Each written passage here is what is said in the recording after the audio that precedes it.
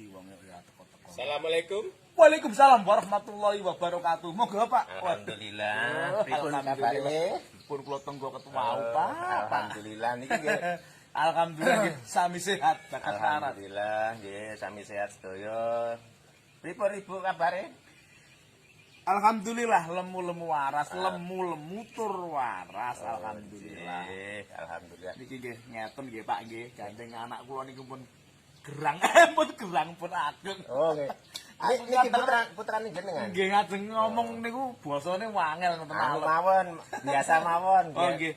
Ora usah basa ya. Mboten basa, mboten napa-napa. Iki ngene, gandeng bocahku ki ya wis gedhe tur wayah tur ya wis gedhe.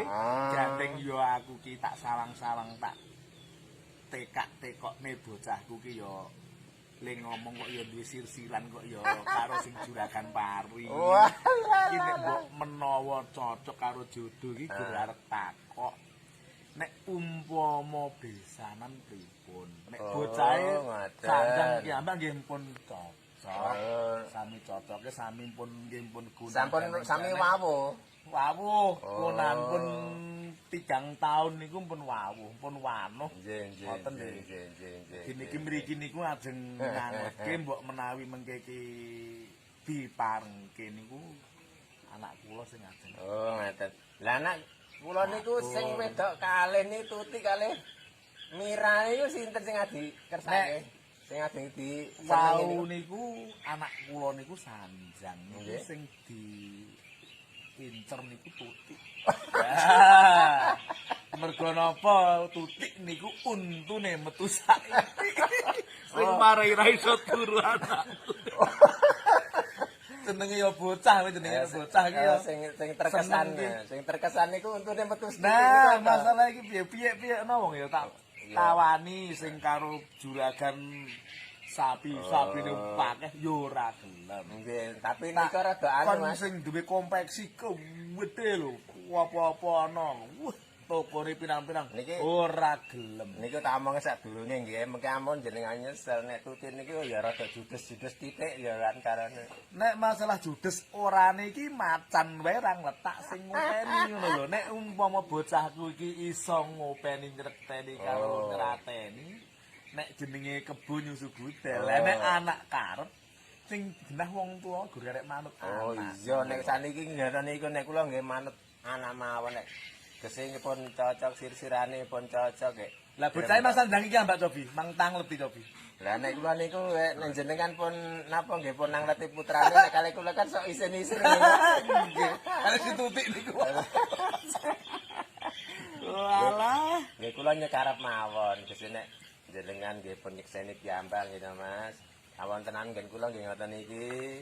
Nggih. Umpami jenengan pun cocok nggih monggo mengke dirembak sak lanjut. Selanjutnya lah ngoten mawon.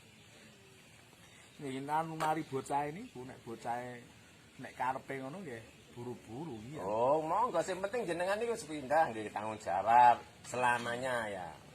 Biasanya namung mboten nego saiki keseneng kok kaya piye ya diperlu dipikir sing dawa ngene wong ajenge bebrayan niku kadang-kadang niku. Kados jenengan niku pun kelihatan nggih pun makmur gitu. Kula niku Gemali Paloji Nawi. Nggih, mesti kabeh tertata dari sekian lama gitu jenengan niku. Lah nggih. Lah sawangane ngoten niki pun sawangane pun seketo kula niku. Napa-napa seketo kula niku. Nggih, mangan seketo kabeh seketo kula niku. Napa-napa men mlebu ngoten lho. Nggih, mlebu. Nggih. Nggih, anu nggih ngoten niku saking kula nggih namung ngoten niku mbok menawi sampean sami remene nggih mengke saged dirembak bab dinten napa wulan napa mengke saged di lekasi upacarane napa lamaran riyen napa pripun ngoten nggih. Mengke nggih nonton niki nek sura niku kula mboten cocok. Oh, mboten. Nentosi paling sapar, bar sapar nopo. Oh, lah nggih. Mati rewel terus mati ladir. Napa pas ruwae lah niku paro. Anu ngepasi anu mawon Mas, ngepasi enten hiburan pundi ngoten dadi mungkin mboten sananggap. Wah, mboten cocok lho ya. Cocok syukur-syukur ning lapangan. Anu apa ngirit 6 yuta. Syukur ke bintang buana oleh utun. Lah iya ta.